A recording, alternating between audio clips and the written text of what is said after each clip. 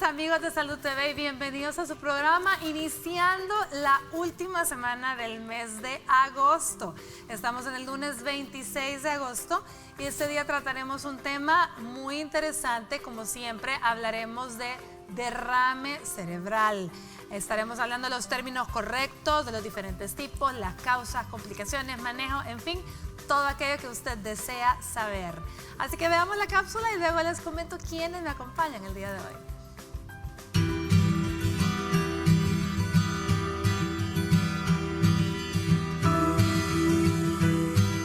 Un derrame cerebral ocurre cuando el flujo de sangre a una parte del cerebro está interrumpido por la presencia de un vaso sanguíneo que está bloqueado o roto. Las células del cerebro que no reciben un suministro constante de sangre oxigenada pueden morir, causando daño permanente. Existen dos tipos de derrames cerebrales, el hemorrágico y el isquémico. El primero ocurre cuando se rompe o daña un vaso sanguíneo en el cerebro, permitiendo así que la sangre escape hacia él. Mientras que el isquémico se produce cuando un vaso sanguíneo que lleva sangre al cerebro está bloqueado o restringido, debido al marcado estrechamiento de las arterias o a una masa engrosada de sangre, denominada coágulo. Un episodio de síntomas similares a los de un derrame cerebral se denomina ataque isquémico transitorio o mini derrame cerebral. La mayoría de las veces no se producen daños permanentes como consecuencia de uno. No obstante, generalmente es una señal de advertencia que podría producirse un derrame cerebral en el futuro. Los síntomas son muy variados y pueden ser atribuidos a otro tipo de problemas. Es por eso que hoy en Salud TV nuestros expertos abordarán el tema.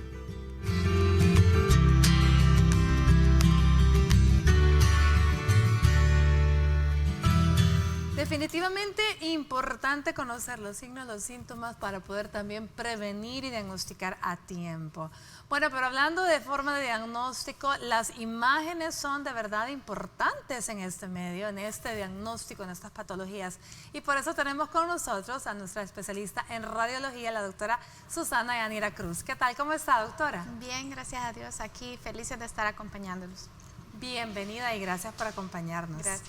Bueno, y agradecidos también con el doctor porque él hace su tiempo y nos visita desde Santa Ana, así que imagínense, el pobre se viene de allá lidiando con el tráfico y con todas sus ocupaciones, pero muchísimas gracias por estar con nosotros.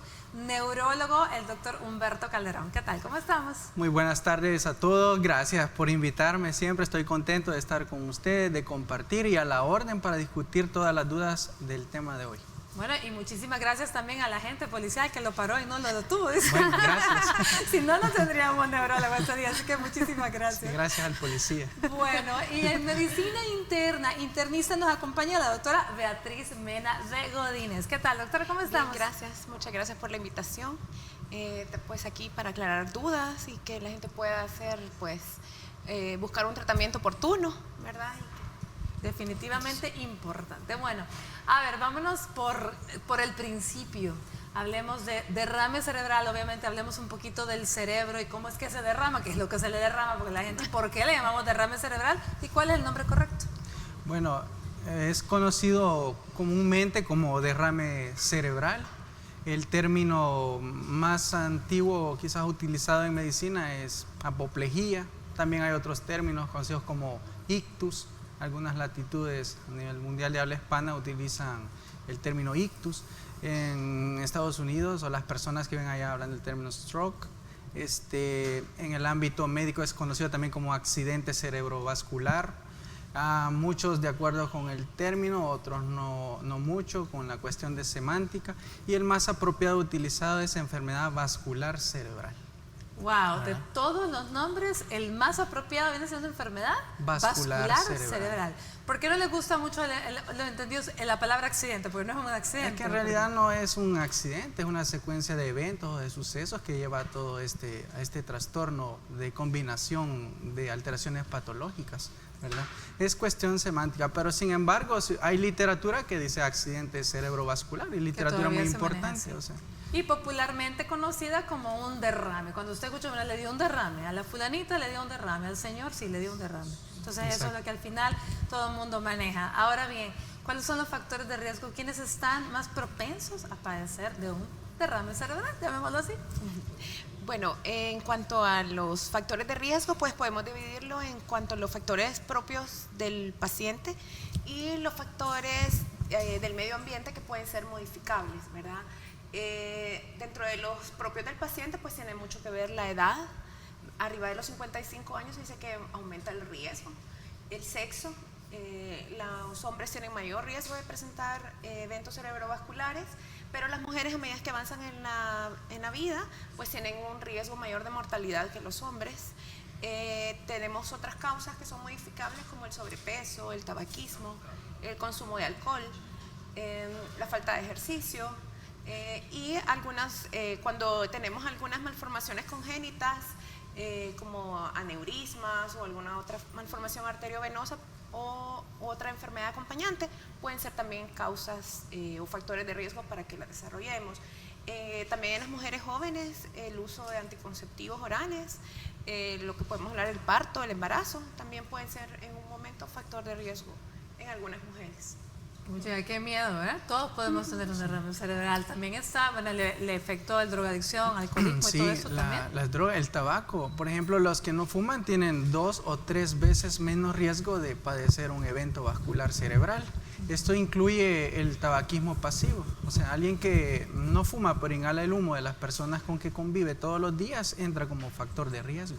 La hipertensión quizás es de los más importantes entre los modificables y que a veces el paciente, como no tiene síntomas, no quiere obedecer en tomarse su medicamento o cambiar su estilo de vida. Solo ese aumenta 3 a 4 veces más el riesgo de un evento vascular cerebral. El tabaquista. El hipertenso. El hipertenso. Exacto. ¿Y el tabaquista? Disminuye su riesgo 2 a 3 veces si no fuma.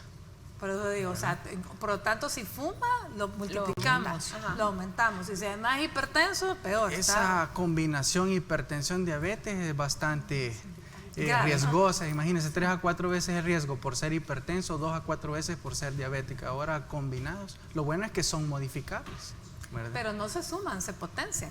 Exacto. Eso es lo peor. Así que es. No es que 3 más 3 son 6, sino que realmente se potencia. La obesidad, el colesterol alto, ¿verdad?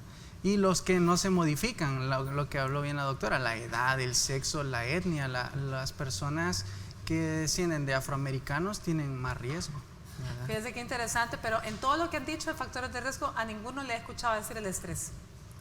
Bueno, entonces la gente que está en casa se pregunta, pero ¿y entonces, verdad? ¿Qué pasa con el creo estrés? Que usted ha dicho algo muy importante. Lo que pasa es que tradicionalmente no se describe. Sin embargo, hoy se conoce mucho del factor de riesgo del estrés en las enfermedades cardiovasculares por el incremento del cortisol, la alteración que hace sinergia con la adrenalina, ¿verdad?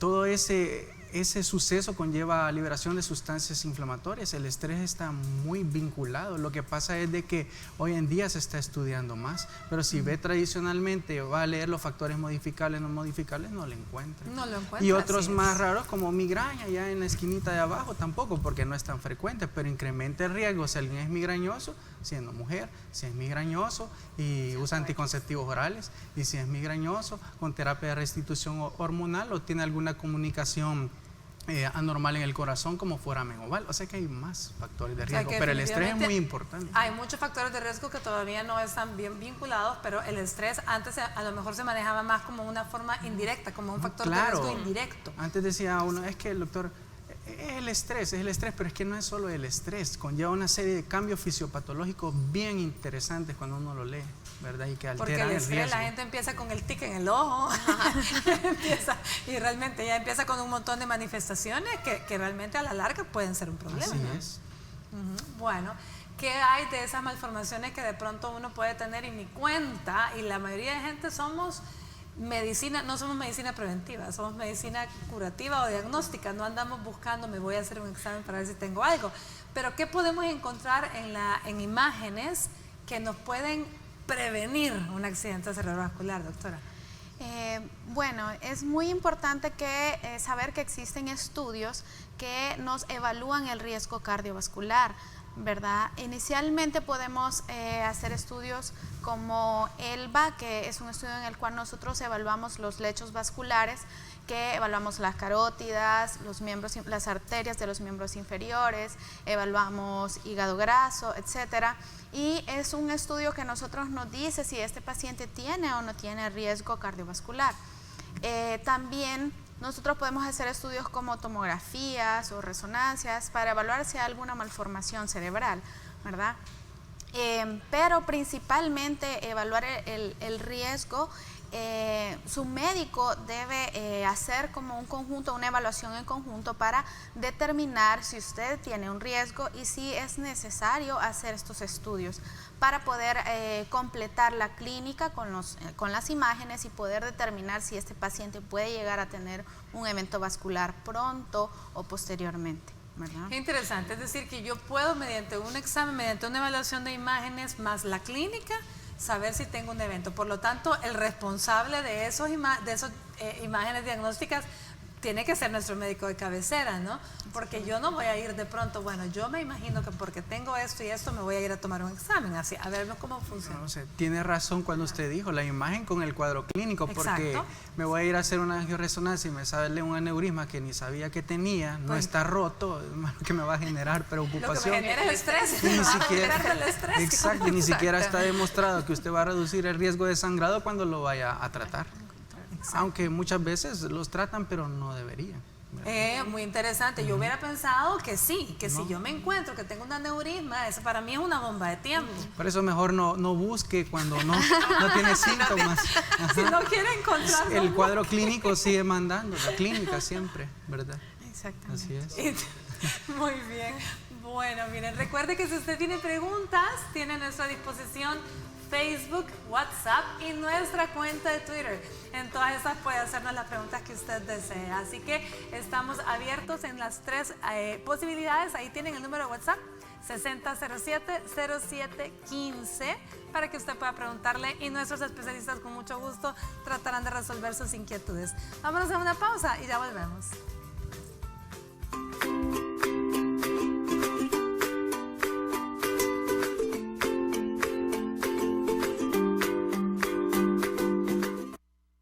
Estás viendo Salud TV.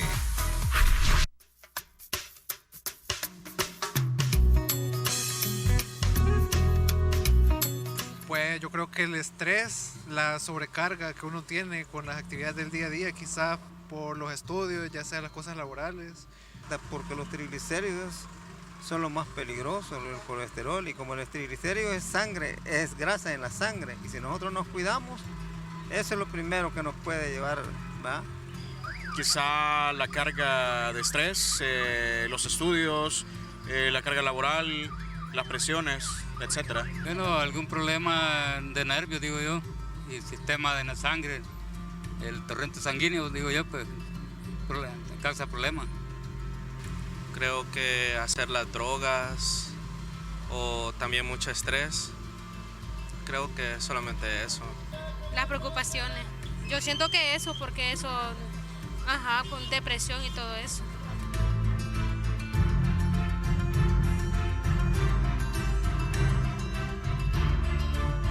Muchísimas gracias, como siempre, a las personas que responden a nuestro sondeo. Ahora, ¿cada cuánto yo me tengo que chequear a modo de prevenir y de verificar que mi salud en general está bien? Y recuerde que esto incluye muchas cosas. A ver, hablemos un poquito de la consulta por lo menos una vez al año, Beatriz.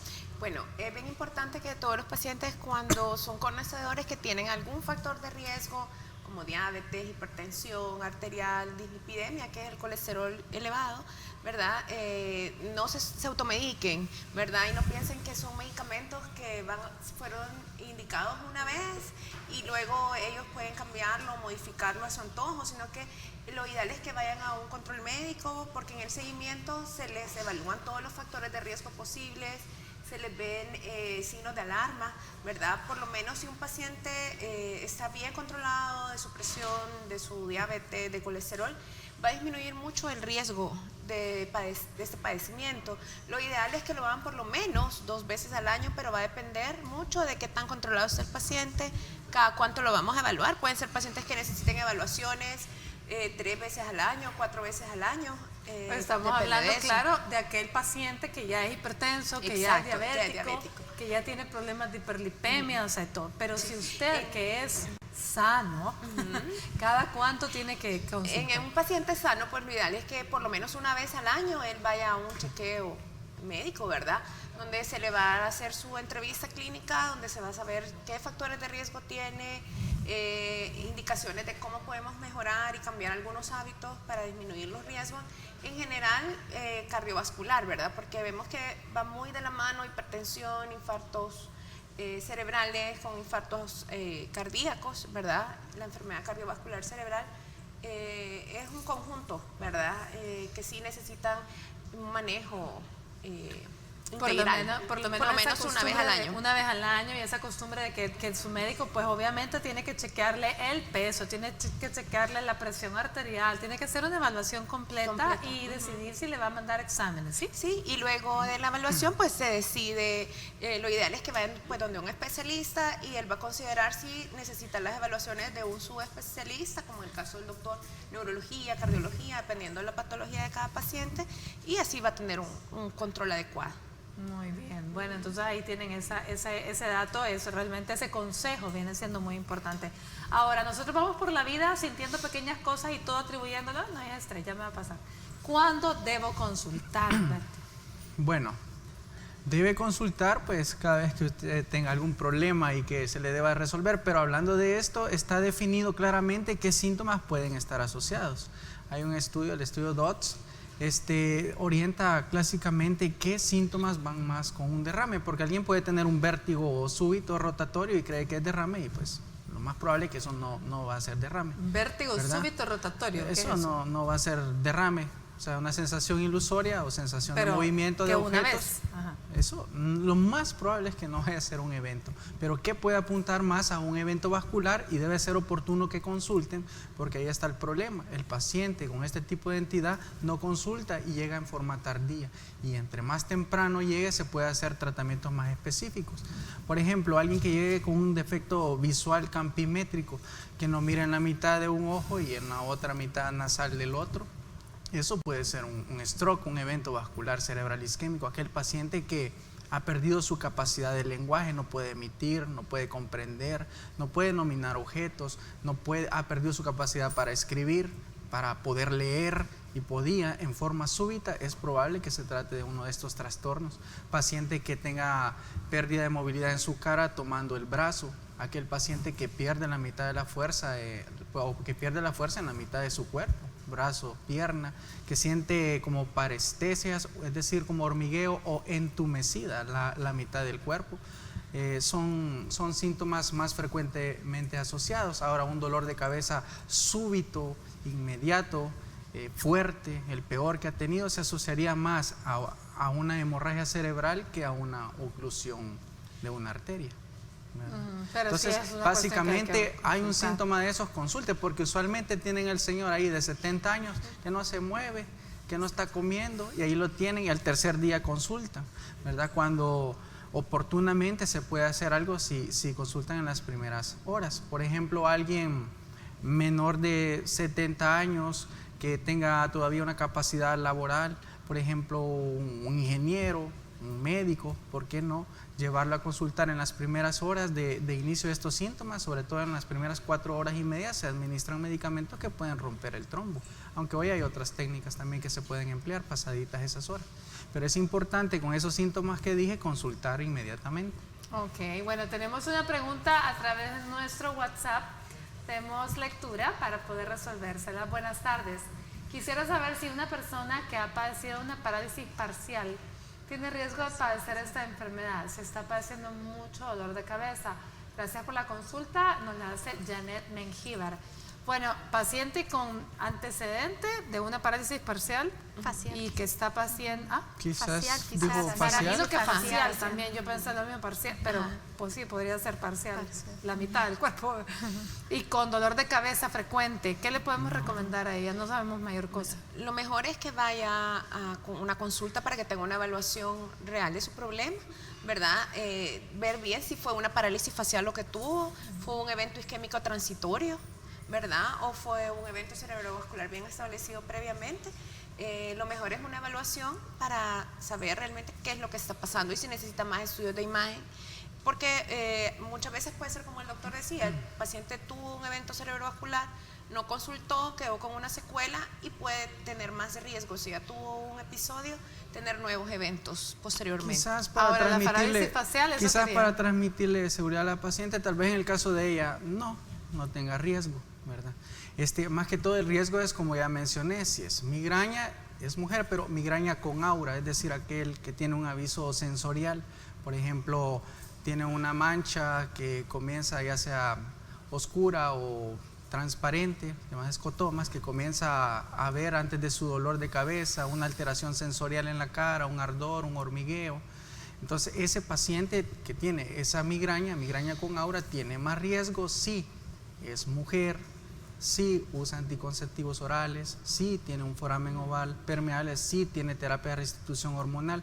Pero en este caso probablemente no, porque es facial la parálisis y no menciona otro síntoma de ser alguna migraña sin aura. Para mí que no debe tener riesgo la paciente en particular. Bueno, sin embargo, amiga, si a usted le genera estrés esto, le da preocupación, pues lo mejor es que se acerque a su neurólogo de confianza y le consulte y le diga, ¿será que yo tengo riesgo? Y por supuesto, pues ya las recomendaciones que me dio la doctora.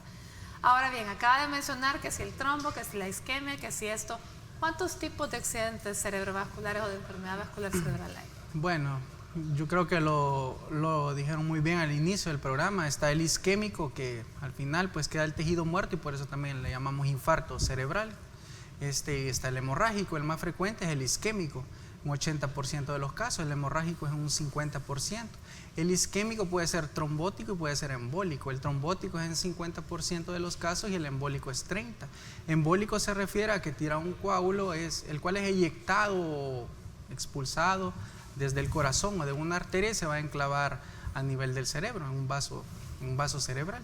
Y el trombótico es aquel que hay una placa de grasa aterosclerótica que se fracciona, se fragmenta, se agregan plaquetas y se tapa in situ. No hubo ningún coágulo navegando. Y de estos, el más frecuente, como mencioné, es el trombótico, ¿verdad? Muy bien.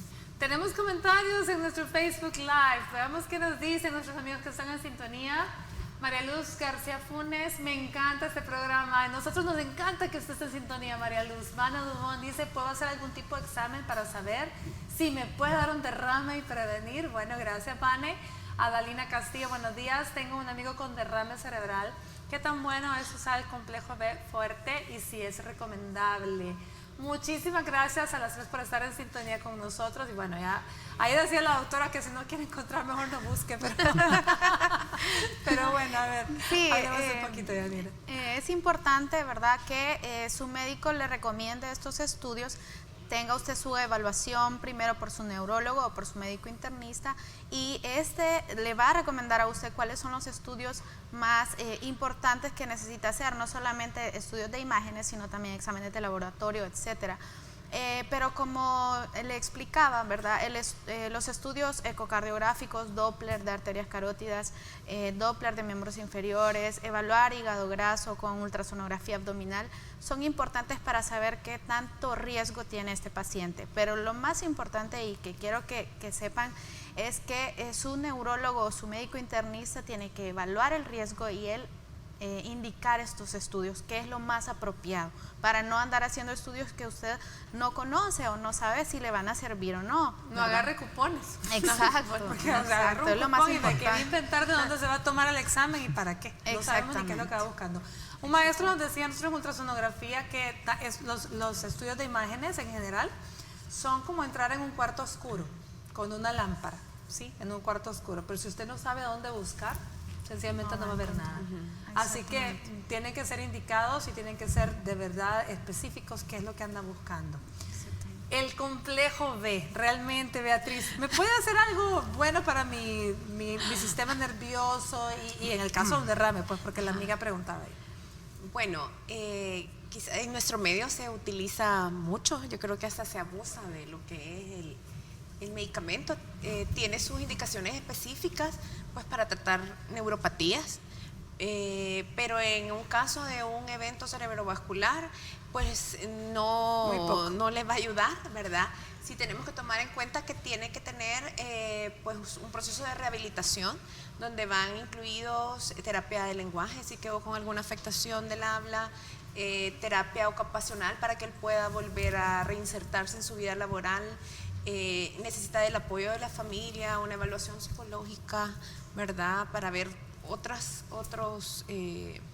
factores que estén dentro del entorno del paciente que ha tenido un evento cerebrovascular, pero sí, el complejo creo que no. En este caso no aplica. En este caso aplicable. En este caso no va. ¿En qué casos podría ayudarnos un poquito el complejo B, Humberto? En stroke, pues no. No, en general, en el sistema nervioso central. Porque en stroke, pues. No, en stroke ya digo que no. Bueno, nosotros, usualmente el paciente pide vitaminas y quizás es el de los medicamentos o el medicamento más vendidos a nivel mundial, pero que al menos no tendemos a usar tanto nosotros, al menos que haya una deficiencia, una neuropatía demostrada por deficiencia, una demencia demostrada por deficiencia de vitamina, una ataxia cerebelosa demostrada por un tipo de vitamina. De lo contrario, coma saludable, coma bien, coma vegetales, verduras, no coma tanta grasa, eso es lo mejor, ¿verdad? Bueno, carne.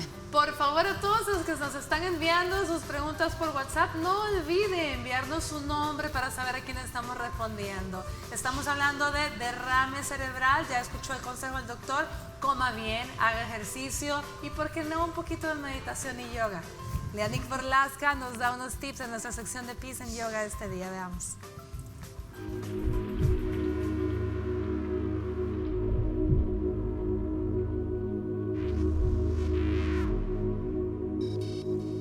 Hola amigos de Salud TV, soy Lianik Borlaska y el día de hoy les enseñaré algunas posturas de yoga para soltar las caderas. Si eres deportista o sabes que tienes rigidez en la zona, acompáñenos en la siguiente secuencia. Baddha Konasana o mariposa. Siéntate con las piernas estiradas y con la siguiente exhalación flexiona tus rodillas y coloca la planta de los pies juntos. Tómate los pies y sostén con la espalda recta y empujando las rodillas hacia abajo por lo menos 5 respiraciones profundas y largas. Supta Raya Kapotasana o postura del pavo real reclinado. Acuéstate boca arriba y dobla tu pierna izquierda. Apoya sobre la rodilla el tobillo derecho haciendo la forma de un 4. Toma una inhalación profunda y con la exhalación agárrate la rodilla izquierda con ambas manos. Con cada respiración, procura acercar un poco más la pierna hacia el pecho. Mantén las caderas en la alfombra y presiona gentilmente tus piernas para un estiramiento más profundo del piriformis. Sostén por lo menos 5 respiraciones en cada lado. Postura del monje. Separa tus piernas a unos 60 centímetros de distancia y flexiona las rodillas hasta quedar de cuclillas. Con las palmas juntas frente al pecho en posición de oración, haz presión con tus brazos hacia las piernas y viceversa. Procura sostener la postura con la espalda recta y mantener los talones apoyados, ya sea en el piso o en una cuña por lo menos 5 respiraciones. Haz esta serie parte de tu rutina de ejercicios y verás cómo poco a poco te ayudará a flexibilizar la cadera y a relajar la espalda baja. Al practicar cualquier asana, es importante que lo hagas bajo la supervisión de un profesional certificado que te ayude a guiarte y explorar tus propias capacidades. Para Salud TV soy Lianik Borlaska y esto es Peace and Yoga. Namaste.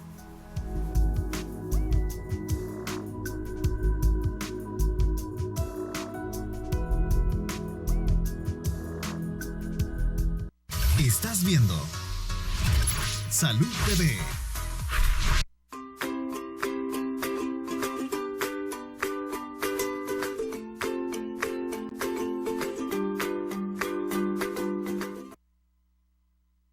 Que está almorzando y gracias por permitirse estar ahí acompañándole este día. Estamos hablando de derrame cerebral. Tenemos preguntas a través de WhatsApp, vamos a dar lectura a ellas. Nos dice: ¿qué tantas secuelas puede dejar un derrame cerebral fuerte? Le saluda Roberto Salazar. Bueno, gracias Roberto. Aprovechemos doctor entonces para hablar de las secuelas que puede tener realmente un evento de esos. Bueno, si el paciente logra sobrevivir, lo peor es estas secuelas, y cuando es grave, ¿verdad? Puede quedar hemipléjico, es decir, paralizado en la mitad del cuerpo, postrado, y si han sido eventos del tallo, pues con alteraciones en niveles de conciencia, llegar a estados incluso vegetativos, se ha tenido hemorragias severas, ¿verdad? Pero en el caso de aquel paciente que es hemipléjico, que logra más o menos alcanzar su máxima funcionabilidad que puede, y que va a tener trastornos como por ejemplo deambular con dificultad, le va a costar reintegrarse a su trabajo, puede llegar a tener disfunción eréctil. Todo esto también lleva alteraciones conyugales, no solo es la depresión que él va a sufrir. El paciente con un evento severo puede tener depresión severa por sentirse incapaz de hacer cosas que hacía, o per se, por sí misma, el evento vascular cerebral puede darle depresión, ¿verdad? Entonces es una situación desde ese punto de vista muy compleja. El que está postrado puede desarrollar úlceras a nivel del área de la espalda baja, en el sacro, en los talones, infectárseles, tener problemas de vejiga, retener orina, infecciones de vías urinarias, llegar a complicarse y fallecer por infecciones severas. Claro. Doctora, ¿cuáles son los métodos de diagnóstico que tenemos a la orden para este tipo de eventos? Bueno, lo más importante es que tenemos 2 estudios que son altamente sensibles para diagnosticar si hay un evento cerebral o no, ya sea hemorrágico o isquémico. Contamos con la tomografía y la resonancia magnética cerebral. La tomografía es el estudio de escoge porque es el que está más a la mano, es de menor costo, es más rápido. El paciente no necesita permanecer más de 5 minutos en la tomografía, y con eso nosotros podemos darle a su médico el diagnóstico específico, aunque el tiempo de evolución es bien importante. Abajo de las 6 horas, la tomografía nos da algunos indicios indirectos o signos tempranos que se observan mejor en la resonancia magnética.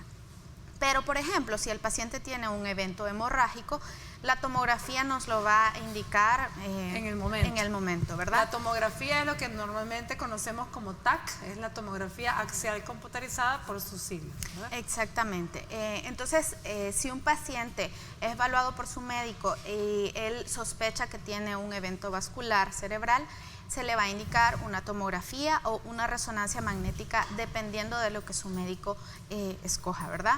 Dependiendo de si está cerca, si hay resonancia o no hay, porque no en todos los lugares se cuenta con la resonancia magnética. Ahora, la resonancia magnética es un estudio más especializado, tiene que permanecer el paciente un poquito más de tiempo subido en el equipo, aproximadamente unos 15 minutos, pero, por ejemplo, podemos diagnosticar eventos menores de 2 horas de evolución, ya sea con la perfusión cerebral o con otras secuencias, porque este es un estudio más completo. Entonces, si hablamos que debemos dar un tratamiento abajo de las 4 horas y media, la resonancia magnética nos puede decir, este paciente tiene un evento que tiene menos de 4 horas, que tiene menos de 6 horas, y va a tener un mejor tratamiento, ¿verdad? Entonces su neurólogo puede indicarle una resonancia magnética que le va a usted dar una mayor oportunidad de diagnosticar eventos muy tempranos, desde 2 horas de evolución. Bueno, tenemos otra pregunta en WhatsApp, luego seguimos hablando de otros estudios un poco más especializados para ver en qué momento se ocupan. Nos dice, buenas tardes, una pregunta. Hace un año me dio una parálisis facial y hoy estoy perdiendo fuerza en el brazo y en el pie izquierdo. Me duele la cabeza de vez en cuando. Soy hipertensa y tengo un soplo cardíaco. ¿Qué puedo hacer? Mi nombre es Magdalena de Torres. Doctor Calderón, ¿será esto un signo de alarmarse para la amiga?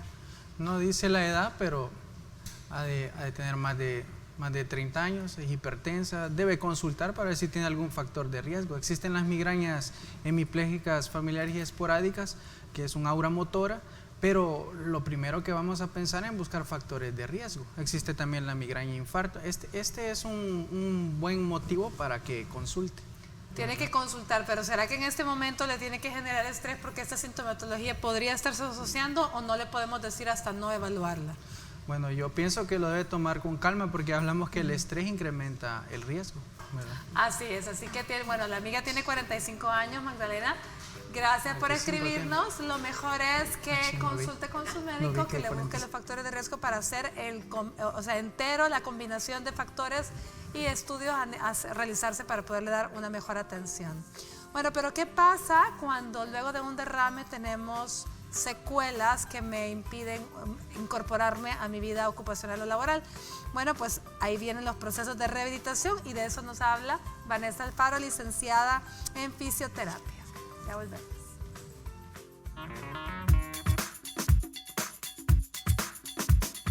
Hola amigos de Salud TV, soy la licenciada Vanessa Alfaro, fisioterapeuta. Hoy vamos a hablar sobre la rehabilitación post-derrame cerebral. La rehabilitación comenzará desde el punto de vista que venga referido de un médico neurólogo. Estas repeticiones de fisioterapia se harán 2 veces al día. Los ejercicios son basados en los movimientos de las articulaciones. Ya lo va a hacer un familiar o el encargado profesional. También muy importante el uso de cabestrillo, el uso también de férulas para evitar deformaciones. Se le van a hacer cambios posturales a los pacientes para evitar escaras en nuestro cuerpo. También acompañado con un masajito en las protuberancias, ya sea en la espalda, en los tobillos o en los codos. Y muy importante también colocar al paciente en diferentes posiciones, ya sea de lado, sentado, y ayudarle al paciente y tenerle la paciencia para poder entender y hablarle de una forma adecuada para que ellos nos entiendan y comiencen a formarse su independencia. Por eso les recomiendo no dejar atrás la fisioterapia, porque esto nos va a ayudar a reprender nuevas habilidades que se han perdido con este diagnóstico. Soy la licenciada Vanessa Alfaro, fisioterapeuta. Nos vemos a la próxima, amigos de Salud TV.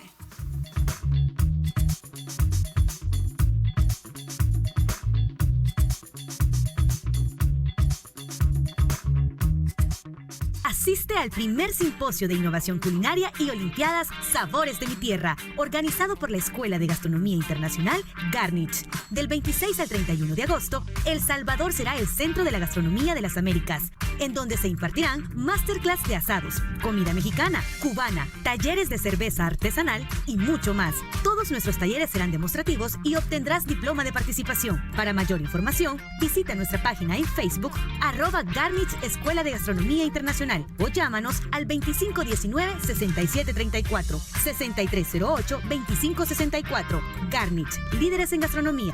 Patrocinan. Estás viendo Salud TV.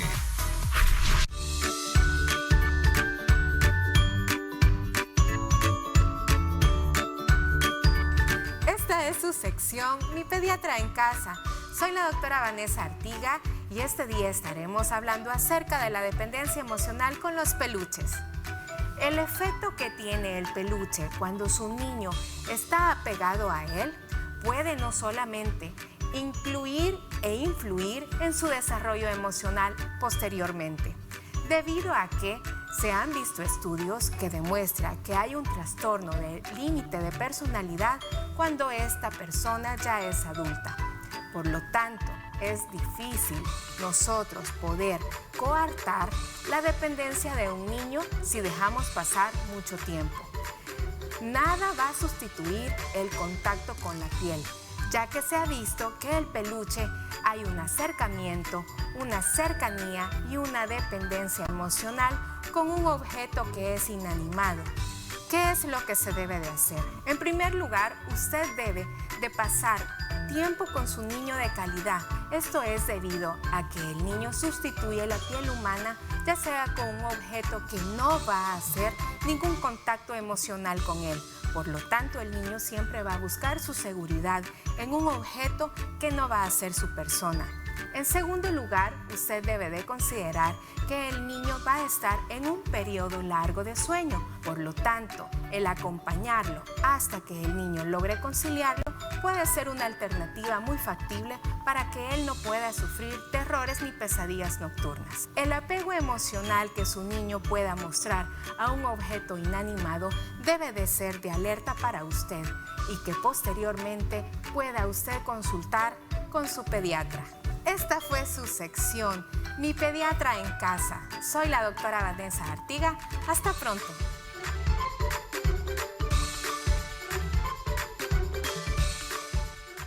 Muchísimas gracias a la doctora Artiga por estas recomendaciones en relación a los peluches de nuestros bebés. Bueno, tenemos una pregunta en WhatsApp, tenemos una nueva pregunta. Vamos a ver. Roberto nos dice, ¿qué tipo de vitaminas puedo tomar para evitar un derrame o el estrés? Bueno, gracias Roberto por escribirnos. Ya habíamos mencionado eso, pero vamos a recalcarlo. Vamos a ver. Bueno, en realidad hay que recordar que ninguna vitamina le va a poder prevenir, ¿verdad? O tratar un evento cerebrovascular, que lo mejor es, como ya hablamos anteriormente, es cambiar nuestros hábitos por hábitos saludables. Hoy en día es un poco más difícil por todas las ocupaciones, ¿verdad? Pero hacer por lo menos 30 minutos de ejercicio diario, un ejercicio aeróbico, ¿verdad? Puede ser caminata, correr, bicicleta, natación, baile. No es necesario ir a invertir en un gimnasio, sino que lo pueden hacer en su casa. Dejar de fumar, si tenemos un fumador en casa, pues hacerle hincapié que nosotros, aunque no fumemos, podemos estar muy expuestos a los riesgos. Tener una alimentación balanceada con bastantes frutas y verduras. Si tenemos una enfermedad crónica que ya conocemos como una arritmia, una hipertensión, una diabetes, pues asistir siempre a nuestros controles y no suspender los medicamentos, ni mucho menos continuar automedicándonos ni o sustituirlos. mucho menos sustituir los medicamentos que le han dejado por algún suplemento vitamínico o alguna otra cosita que le recomienden. Eso puede ser peligroso. Las vitaminas son buenas para cualquier otra cosa, pero ojo, tampoco son inocuas. También pueden darnos problemas y de hecho hablábamos de la vitamina A, Humberto. Las vitaminas que pueden dar hipervitaminosis, sobre todo la A, D, E, K, también se sabe que pueden haber complicaciones por el complejo B12, la vitamina B12 específicamente, ¿verdad? Así que la recomendación es que si usted no tiene deficiencia demostrada o no está indicada por su médico, pues no las utilice. No las utilice, y que además si las utiliza de pronto son periodos cortos, no es para quedarse con la vitamina por siempre, porque incluso hay hasta pseudotumores cerebrales por vitamina A, ¿no? Siempre debe ser indicado por su médico. Así es, muy bien. Bueno, tenemos otra pregunta. Vamos a ver, nos dice, buenas tardes, los saludos desde San Vicente. Bueno, un saludo a San Vicente, muchísimas gracias. Quiero hacerles una pregunta, ¿la parálisis facial es un signo de alarma de un derrame? Bueno, gracias. No olviden enviarnos su nombre, por favor, para poderle saludar, pero muchísimas gracias. ¿Será que esto, qué le podemos recomendar al respecto? Si tienes parálisis facial y tu lenguaje no lo puedes emitir, sí. Si solo se te paralizó toda la mitad de la cara, no. ¿verdad? O si va acompañada o se te de paralizó toda la mitad de la brazo. cara y perdiste la fuerza del otro lado del cuerpo, sí, es probable que tengas algo en el tallo, si no, no, ¿verdad? Bueno, pero de igual forma, una parálisis facial hay que consultar. Es motivo de consulta para que salgas de tu duda y te evalúe bien el médico. ¿verdad? Bueno, mire qué interesante. Entonces, hablemos un poquito de eso. La parálisis facial, definitivamente esto asusta a cualquiera porque es como bien evidente que algo anda mal y es lo que nos afecta. Pero a nivel de imágenes, ¿tenemos algún problema adentro en el cerebro? No, si es una parálisis facial periférica, definitivamente no hay un problema central, ¿verdad? Sino que es un problema del trayecto del nervio fuera o extracraneal. Entonces, normalmente en las imágenes no vamos a encontrar un hallazgo que usted le pueda decir, usted tiene parálisis facial. Si su médico lo evalúa, él va a darse cuenta, ¿verdad? Si esto tiene algún signo de alarma, si esta parálisis es por alguna otra razón, y entonces puede dejarle estudios de imágenes cerebrales en los cuales podemos a veces encontrar otros hallazgos, pero la parálisis facial en sí normalmente no vamos a encontrar un hallazgo en una tomografía cerebral, digamos, o en una resonancia, a menos que haya algún contacto vascular del nervio que puede provocar otros síntomas, pero normalmente una parálisis facial, que son las más comunes, no vamos a tener algún hallazgo en especial en las imágenes. Muy bien, tenemos otra pregunta. Vamos a ver qué nos dice en esta ocasión. Buenas tardes, tengo 53 años. La pregunta es, si el examen de resonancia magnética se realiza en ayunas y si da alguna reacción después de realizarse dicho examen. Gracias, Paula Carballo. Bueno, doctora Cruz, nuevamente para usted la pregunta. Bueno, la resonancia magnética que utiliza contraste sí se realiza en ayunas, pero si el paciente tiene un síntoma o sospechamos que hay un evento vascular, no necesita ayuno, no requiere el ayuno porque es una urgencia y debe realizarse. Cuando nosotros hacemos o colocamos material de contraste en la resonancia magnética, no debe de tener normalmente ningún síntoma. Apenas el 1% de las personas pueden tener una reacción alérgica que es leve en la mayoría de los casos al material de contraste. Excelente. Bueno, vámonos a un corte y ya volvemos.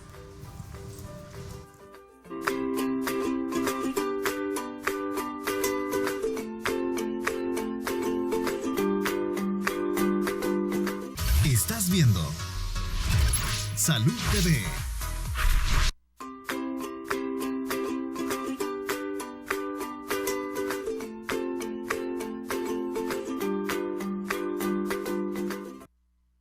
Gracias por continuar con nosotros. Estamos aprendiendo este día sobre derrame cerebral. Tenemos otra pregunta a través de nuestro WhatsApp. En esta ocasión nos consulta Carolina. Nos dice, buenas tardes, soy una mujer de 50 años, tengo presión alta y cuando me viene mi periodo me duele mucho la cabeza. Puedo sufrir un derrame, hago 5 días a la semana ejercicio. Gracias, muy lindo programa. Bueno, gracias Carolina por escribirnos. 50 años, pero una mujer que hace ejercicio. Pero cada vez que le viene su periodo, pues le duele mucho la cabeza. Hay una asociación ahí que a lo mejor ya la falta de estrógeno, porque ya de ir pateando la etapa de perimenopausia. ¿Qué le podemos recomendar? Bueno, a mí me parecería más que lo que está haciendo es una migraña asociada a la menstruación, ¿verdad? Sí sería bueno pues tener un tipo de terapia, ya si tiene un periodo regular, saber cuándo puede más o menos empezar con una terapia de medicamentos para el dolor, ¿cómo se llama? Para prevenir los episodios de dolor de cabeza y asegurarse que aunque hace ejercicio, mantener siempre su presión controlada, ¿verdad? Y también considero que es importante saber un poco más sobre su historial hormonal, cómo se han manifestado sus reglas a lo largo de la vida, porque en esta edad, cuando empiezan a disminuir un poco los estrógenos, hay pacientes que ante la disminución de estrógenos presentan dolores de cabeza, ¿cierto, Alberto? Yo lo que le preguntaría también si ya padecía de dolores de cabeza previamente. Está en una edad límite. Después de los 50 años la migraña solo se presenta en el 2% de los pacientes, o sea, es poco frecuente. Como de aparición. Pero eso no quiere decir que no pueda tener una. Sería el 2%, hay pacientes así, ¿verdad? La migraña menstrual pura no es la más común, es más común la migraña asociada a la menstruación, que tiene dolores cuando tiene migraña y cuando no tiene. Habría que ver desde cuándo viene padeciendo esto, tal vez empezó años más temprano y si sea una migraña menstrual, o también investigar cómo está hormonalmente. El decremento de hormonas se asocia también a jaqueca, ¿verdad? Es lo que la hablamos. etapa entre los 50 y 59 años, los que han padecido de migraña comienzan a empeorarse, ¿verdad? Así es. Bueno, tenemos otra pregunta. Vamos en qué podemos servir. Nos dice, buenas tardes, mi madre sufrió un derrame cerebral cuando ella tenía 6 años. Le dejó secuela en lo que es la mitad del cuerpo. Ahora tiene 46 años. Ella tiene colesterol. Hay días en los que siente fuertes dolores de cabeza. ¿Le podría volver a repetir el derrame? Muchas gracias. Feliz tarde. Mi nombre es Fátima. Creo yo que es cuando ella tenía 6 años, probablemente, ¿verdad? Vamos a ver qué defecto congénito o vascular ha de haber tenido, si lo corrigieron a saber. Ahí habría que hacer un estudio para más o menos saber qué tuvo, porque aquí no sabemos qué tuvo. Para más o menos tener una idea de qué tuvo y si esto puede tener alguna repercusión en sus hijos. Pues sí, y si hizo un evento vascular, uno por la forma, la localización, la topografía, puede más o menos deducir si fue trombótico o fue una embolia la que ella hizo, ¿verdad? Y por ahí llevar la idea, ver el corazón, pero en este caso habría que evaluar, historiar, yo vería la imagen para orientarme. Sería muy difícil, tendría que identificar el factor de riesgo que tuvo para decirle el riesgo actual. Ahora, esta señora con ya tantos años, de 40 años de un derrame, ¿podríamos encontrar algo que nos diera luz? ¿Qué es lo que tuvo? Sí, definitivamente vamos a encontrar en las imágenes las secuelas de algún evento que tuvo, ya sea hemorrágico o isquémico, y de acuerdo con las imágenes podemos evaluar la etiología, como decía el doctor. Nosotros podemos saber si es porque se tapó un solo vaso o porque viene del corazón y se han tapado múltiples vasos, o si hay un aneurisma que está provocando la hemorragia. Entonces las imágenes nos van a ayudar a saber la etiología, la localización y si hubo un evento antiguo o si es nuevo, ¿verdad? Y en este caso, entonces, ¿cuál de los estudios de imágenes sería el adecuado? El adecuado sería una resonancia magnética. ¿Y en qué casos es un angiotac o angioresonancia? El angiotac o angioresonancia tienen sus indicaciones, pero el angiotac principalmente nos ayuda a determinar si hay algún aneurisma. Lo que hace el angiotac es visualizar específicamente los vasos, las arterias cerebrales, y eso nos va a ayudar a determinar si hay alguna malformación arteriovenosa o si hay algún aneurisma que puede tener riesgo de ruptura. Excelente. Última preguntita que vamos a alcanzar a leer en WhatsApp. Siempre nos dice: quisiera saber cómo se forma un derrame cerebral. Perdón, me llamo Edith y soy su fan. Qué linda, gracias Edith, un saludo. Bueno, Humberto, recapitulémosle entonces a la señora, ¿cómo se forma un derrame? Bueno, un derrame, ya sea isquémico o hemorrágico. Si es hemorragia, la hipertensión es la causa más frecuente en el 60-70% de los casos. La presión se aumenta, esto hace que vasos pequeños sangren. Ese es un ejemplo básico. En el isquémico, pues el trombótico, un vaso en el cerebro que tiene una placa de grasa, es lo más común como para explicar este caso, se fragmenta, luego se agregan plaquetas, forman un coágulo, toda esa oxigenación y falta de nutrición hace que se desencadene una serie de reacciones intracelulares que conllevan a la muerte neuronal. Y hay otros que es el embólico, se desprende del corazón el pedazo de coágulo o de la arteria, por ejemplo de la carótida, llega al cerebro y se enclava en un vaso. Esas serían básicamente las causas. Bueno, amiga Edith, veo qué bonito lo explicó el doctor. Esas son las formas en las que se da un derrame. Muchísimas gracias a los tres. Ya escuchó usted los consejos. Lleve una vida mejor, saludable, coma bien y haga ejercicio. Gracias por habernos acompañado. Gracias a ustedes. El día de mañana, amigdalitis. Por hoy, que inicie su semana espectacular y que Dios los bendiga.